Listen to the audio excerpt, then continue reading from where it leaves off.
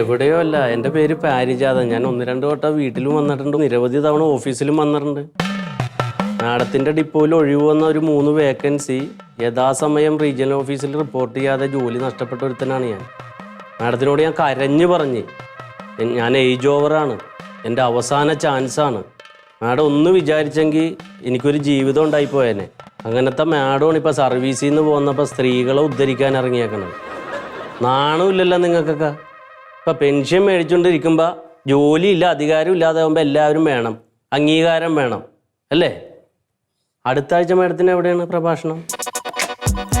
ഇല്ല, അടുത്ത ആഴ്ച എവിടെയാണ്? ഇല്ല, അവിടെ ഞാനും ഉണ്ടാവുമേ. എനിക്കിപ്പോൾ ഈ മൈക്ക സെറ്റിൻ്റെ പണിയാണ്.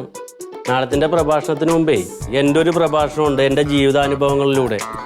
അപ്പോൾ അതും കൂടി ഒന്ന് കേൾക്ക്. ആളുകളെ നന്നാക്കാൻ ഇറങ്ങിയൊക്കെയാണ് കുറിയും തൊട്ട്.